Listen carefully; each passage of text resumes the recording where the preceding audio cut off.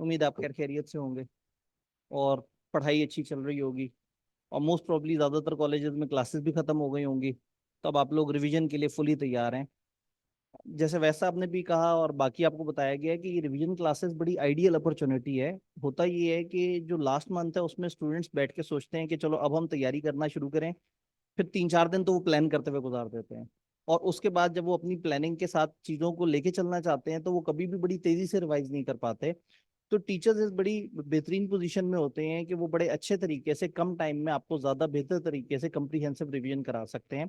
तो एक बड़ा ज़बरदस्त इनिशिएटिव है जिसमें सारे सब्जेक्ट्स में आई के पूरे पाकिस्तान से डिफरेंट टीचर्स को इनवाइट करता है। और वो आके अपने अपने कोर एरिया के ऊपर आपको गाइड करते हैं, आपको समझाते हैं, आपको छोटी छोटी टिप्स देते हैं। तो इन दिनों अगर आप घर बैठ के सोच रहे हैं कि मैं खुद से तैयारी कर लूंगा तो बिल्कुल जो पढ़ाई स्टार्ट हो रही होती है उस टाइम पे बहुत अच्छी एफिशिएंसी नहीं होती। इन सेशंस का फायदा ये होता है कि आप थोड़ा सा एक्टिव हो जाते हैं, आपके पास एक प्लान आ जाता है, एक रोड मैप मिल जाता है और आप फिर बड़े अच्छे तरीके से बड़े कम टाइम में बड़ा अच्छा तैयार कर लेते हैं। तो अगेन वही वाली बात है कि सोशल मीडिया या मुख्तलिफ जगह पे आईकेप की बुराइयां तो अच्छी खासी लोग कर ही रहे होते हैं कि जी आईकेप तो इतना बुरा है, पास नहीं करता और इस तरह से। जबकि जैसे उन्होंने बताया और बिल्कुल ये अंदर के स्टैट्स शेयर किए कि आईकेप अपनी पूरी कोशिश करता है आपको पास करने की। लेकिन आपने कुछ परफॉर्म तो किया हो, अगर आपने बहुत ही हल्का परफॉर्म किया है तो यह जाहिर है वो उस तरह से नहीं कर रहे होंगे। तो जिस तरह से हम आईकेप की किसी भी बात पे हम फौरन से जाके फेसबुक पे वो जो है ना अपने गमों गुस्से का इजहार कर देते हैं, तो जब ये रिवीजन क्लासेस करा रहे हैं थ्रू आउट सारे सब्जेक्ट्स की और बड़े अरसे से कराते आ रहे हैं, तो इस बात पे एक अप्लॉस तो बनती है।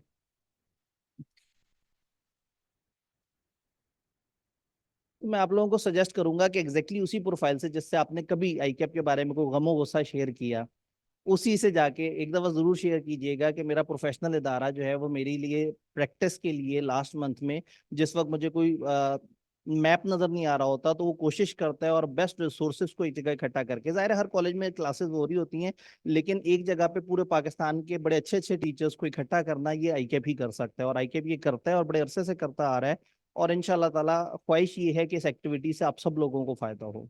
तो अब थोड़ा सा हम अपने सब्जेक्ट की कहानी शुरू करते हैं। हम्म, ठीक। ठीक। ठीक। ठीक है।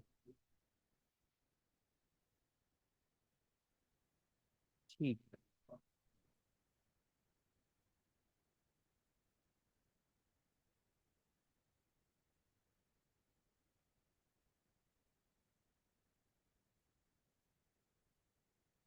ठीक है।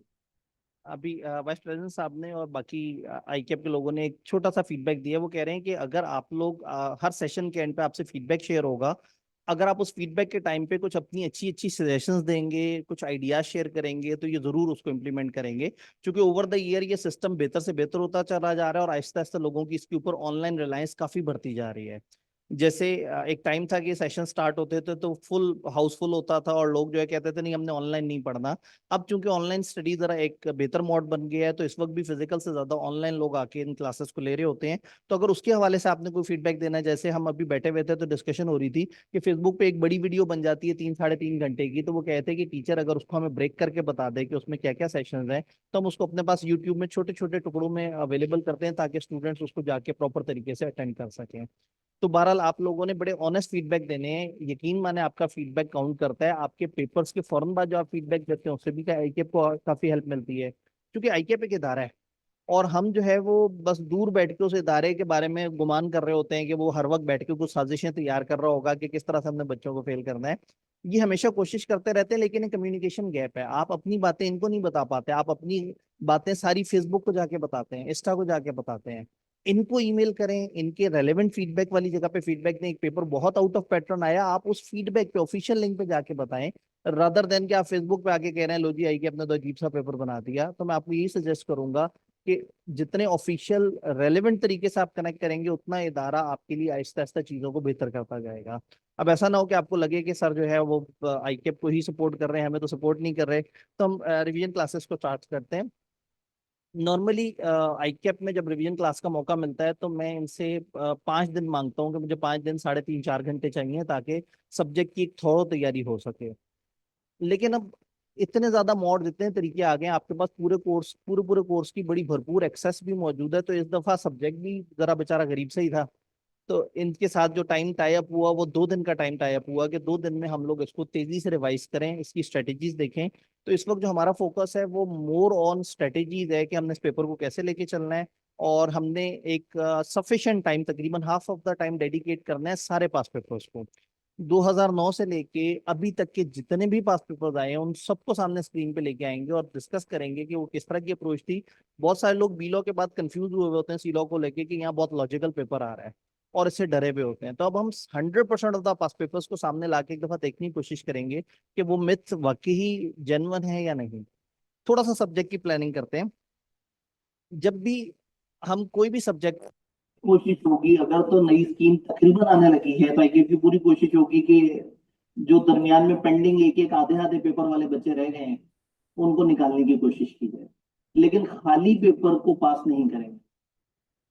इतना जरूर अटेम्प्ट करना होगा कि आप अच्छे तरीके से परफॉर्म कर सकें। अल्लाह करे ये हमारा आवाज वाला मसला जल्दी से रिजॉल्व हो जाए। हो सकता है शायद यहाँ से। ओके, ठीक है जी, हमें फीडबैक मिल गया है। आपने भी फीडबैक दे देना, अगर आवाज नहीं आ रही तो दोबारा से बता देना। ले जी, पहला इजी गेम समझते हैं। आपने ये हरकत नहीं करनी, इसको आसान नहीं समझना। ये आसान है लेकिन इतना आसान नहीं है कि ये साइड पे किताब पड़ी हुई और आप उसे देख रहे हो और वो तैयार होती चली जाए। उसे पढ़ना पड़ेगा, तैयार करना पड़ेगा। दूसरा, रिटेंशन और क्रैमिंग। किसी भी पेपर में इतना रट्टा नहीं है जितना इस पेपर में।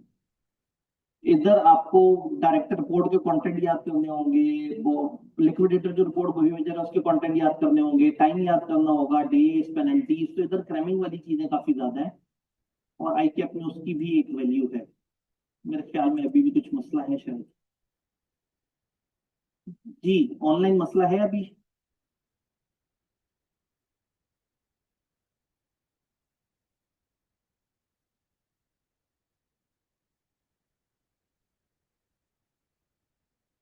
ये इधर से ज्वाइन करते हुए ज्वाइन विद कंप्यूटर ऑडियो नहीं किया था इन्होंने, शायद वॉइस नहीं हो सकती कुछ नहीं।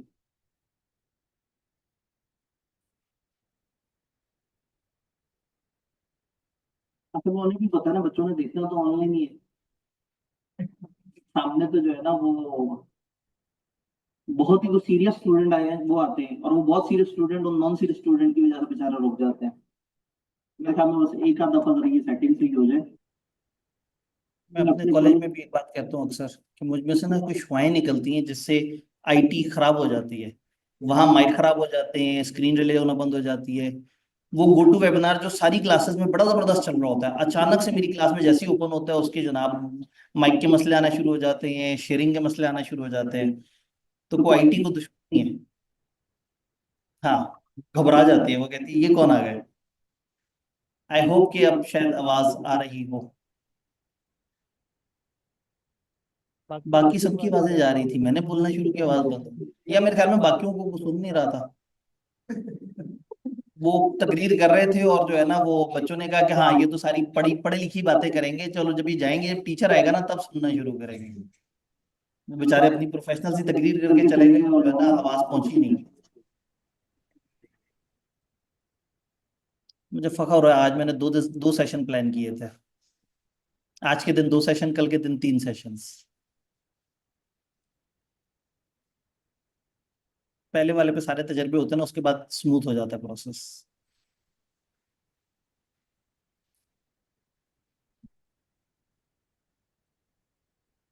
सर जी, अगर आपकी अपनी डिवाइस लग जाए और उससे भी हो जाए तो कोई मसला नहीं है, बस चल जाए। जी, क्या ऑनलाइन हजरात तक आवाज पहुंच रही है? इस वक्त कुछ बच्चे ऑनलाइन भी सुन रहे हो, देख रहे हैं कि फिजिकल और ऑनलाइन में गैप कितना है। अब आ गए। लें जी, फाइनली हमारे पास मैसेज आ गया, आ चुका है। ये तो दूसरे उधर बैठे हुए होंगे सेंटर्स में, इनको आवाज आ रही है तो फिर फेसबुक पे भी आवाज आ रही होगी।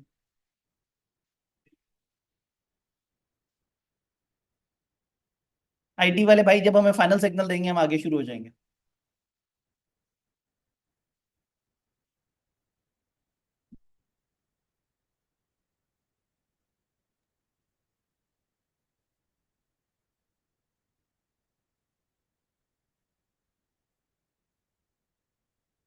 2:40 हो गए, इतनी देर में 10 चैप्टर रिवाइज हो जाते हैं सी लोग।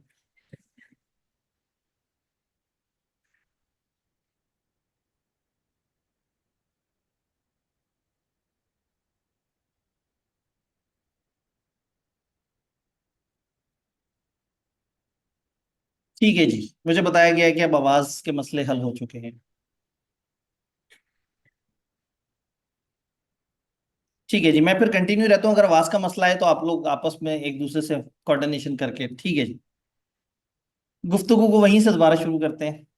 रिटेंशन और क्रैमिंग एक बहुत बड़ा मसला है। बाकी सब्जेक्ट जो थ्योरी के हैं वो लॉजिक से कवर हो जाते हैं, लेकिन यहाँ खाली लॉजिक अकेली काम नहीं करती, यहाँ हमें क्रैम भी करना पड़ता है, चीज़ों को याद करना पड़ता है, जिसके लिए छोटी सी स्ट्रेटेजीज हमें देखनी होंगी। फिर आईकेएफ के सवाल कैसे अटेम्प्ट करने, ये बहुत बड़ी मेथ है। लोग इसको बीलॉ की तरह अटेम्प्ट करना शुरू कर देते हैं, हर सवाल को धक्के से लॉजिकल तरीके से आंसर करने की कोशिश करते हैं, जबकि सारे सवाल प्रॉपर लॉजिकल होते नहीं है, जिसकी वजह से बहुत ज्यादा टाइम और एनर्जी लग जाते हैं आईकैप में, और उसके बाद नंबर्स भी बहुत अच्छे तरीके से नहीं आ पाते। थोड़ा सा आगे चलेंगे तो देखेंगे सवालों की कितनी कैटेगरीज हैं, और फिर पास पेपर में सवाल बाय सवाल देखेंगे कि वो सवाल किस कैटेगरी का है, ताकि अंदाजा हो कि आईकैप में सवाल आ किस तरह से रहे हैं और हमारी एक्सपेक्टेशन क्या डेवलप हो गई है। हमारी एक्सपेक्टेशन डेवलप हुई है कि पेपर सारा ही लॉजिकल होता है, जबकि एक्चुअल में 20-25% से ज्यादा पेपर प्रॉपर लॉजिकल नहीं आ रहा। देन शॉर्टकट सिलेक्टेड स्टडी, पहले सीलो छोटा है, ऊपर से उसमें सिलेबस को देखते हैं, पास पेपर्स को देखते हैं, और फिर सोचते हैं कि इस दफा ये और ये पेपर में से तो सवाल नहीं आना चैप्टर में से, तो बस इस दफा हम 7 चैप्टर्स कर लेंगे, 8 चैप्टर्स कर लेंगे। तो जब शॉर्टकट लगाते हैं और फिर पेपर में उस तरह से चीजें नहीं आती, तो भी काफी परेशानी होती है। देन मैं ये मानता हूँ कि इन सारे मसलों में सबसे बड़ा मसला है इसकी हैवी नेबर्स। ग्रुप बी में इस वक्त कमती लॉ, और ग्रुप बी में इसके अलावा बाकी जो सारे पेपर हैं, चाहे वो FR2 हो, चाहे वो ऑडिट हो, चाहे वो MFA हो, वो सारे टाइम टेकिंग है। उन सबके साथ ये बेचारा कवर नहीं हो पाता, और लोग अगर ग्रुप ए के साथ भी कंटिन्यू कर रहे हैं तो ग्रुप ए का नॉर्मली कॉस्ट रहता होगा, तो वो भी को बहुत प्यारा पेपर नहीं है। तो कॉस्ट MFA R2 ऑडिट के दरमियान एक नन्ही मुन्नी सी चिड़िया कमती लॉ की, तो इस गरीब को मौका ही नहीं मिलता। आप इसे जब पढ़ने लगते हैं हमेशा कोई ना कोई और पेपर हावी आ जाता है, लेकिन हम कम से कम इन 2 दिन तो पढ़ ही लेंगे। ये 2 दिन जो है ना, मैं तो एक वीडियो रिकॉर्ड करा के सबसे वादा लेता रहूं कि भाई 2 दिन सिर्फ कमती लॉ पढ़ लो, 70-80% तैयारी हो सकती है अगर 2 दिन सिर्फ सी लॉ को दे दिया जाए, जिसमें से हमारा तकरीबन जो है ना वो एक दिन का, एक सेशन का कुछ हिस्सा तो खाया जा चुका है। कहानी को आगे बढ़ाते हैं। सिलेबस आई के अपने 5 हिस्सों में डिवाइड किया हुआ है। साथ साथ कमेंट्स भी आ रहे हैं कि आपकी तस्वीर छुपन छुपाई खेल रही है। ये असल में मेरे ख्याल में इंटरनेट के इशू की वजह से भी होगा, कि जिधर इंटरनेट थोड़ा स्लो होगा उनको जरा वीडियो कट कट के आ रही होगी, और जहाँ इंटरनेट सही होगा वहां पे ठीक है जी। 5 एरियाज हैं हमारे सिलेबस के। पहला एरिया है इनकॉर्पोरेशन, कंपनी बनती कैसे है और शेयर्स वगैरह कैसे इश्यू होते हैं। तो कंपनी बनती कैसे है, कंपनी की कितनी काइंड्स हैं, कंपनी का मेमोरेंडम आर्टिकल क्या होता है, कंपनी का शेयर कैपिटल कैसे है और वो किस तरह से इशू होता है, ये सारी चीजों का एक ब्लॉक है जो 4 चैप्टर्स का है। आईकैप कहता है इसकी वेटेज होगी 15 से 20। फिर मैनेजमेंट एंड एडमिनिस्ट्रेशन का एरिया है, जिसमें वो कहते हैं 20 से 25 नंबर की वेटेज होगी। इसके अंदर वो इन्वेस्टमेंट्स के एरिया को काउंट करते हैं और मॉर्गेज एंड चार्जेस को काउंट करते हैं। ये कोई बहुत बड़ा एरिया नहीं है लेंथ वाइज, लेकिन सिलेबस वेटेज काफी ज्यादा है। फिर 20 से 30 नंबर के लिए हमारा सबसे बड़ा एरिया आता है, जिसमें मीटिंग का चैप्टर, डायरेक्टर का चैप्टर, अदर ऑफिसर्स का चैप्टर, और उसके ऊपर इन्होंने बात की है। देन तो जो छोटे छोटे से एरियाज हैं, अकाउंट्स एंड डिविडेंड, ये 2 चैप्टर्स पे मिला के 15 से 20 नंबर है, और 15 से 20 नंबर वाइंडिंग अप अकेले। यानी कि तकरीबन हमारे सिलेबस को 5 हिस्सों में डिवाइड किया। अगर मैं इसको चैप्टर बाय चैप्टर ब्रेक करूं, तो ग्रिड ए में 4 चैप्टर्स हैं, ग्रिड सी और ग्रिड बी में 2 और 3 चैप्टर्स हैं। ये ग्रिड्स वो हैं, ये जो राइट साइड पे ग्रिड लिखी हुई है ये ज्यादा मार्क्स की हैं, 20 से 25 नंबर और 20 से 30 नंबर। और लेफ्ट साइड पे जो तीनों ग्रिड्स हैं, ये तीनों की तीनों 15 से 20 नंबर की हैं। तो होता ये है कि 15 से 20 नंबर के लिए पहले आप 4 चैप्टर तैयार करते हैं, फिर उतने ही नंबर के लिए 2 चैप्टर तैयार करते हैं, फिर उतने ही नंबर के लिए एक चैप्टर तैयार करते हैं। तो अगर गौर से देखा जाए तो वो चैप्टर जिसने लाजमी हर पेपर में आना है वो चैप्टर 12 है। और आना कितने नंबर के लिए? 15 से 20 नंबर। मुश्किल से 6 सफ़े का चैप्टर, कुछ भी नहीं है। और मैक्सिमम क्रैमिंग बेस्ड है, एक आध दफा बहुत थोड़ी सी लॉजिक पूछी है इन्होंने। और इसी तरह से जो 9 और 11 है, चैप्टर 9 जो डिविडेंड वाला है, बहुत ही थोड़ा सा कंटेंट है उसका। मेरे नोट्स पे 2 सफ़े आईके की किताब के हिसाब से देखेंगे 3.5-4 सफ़े एग्जाम्पल समेत आपको नजर आएंगे। और फिर अकाउंट्स एंड एनुअल रिटर्न जो कि क्रैमिंग बेस्ड चैप्टर है, ये दोनों मिला के 15 से 20 नंबर की हैं।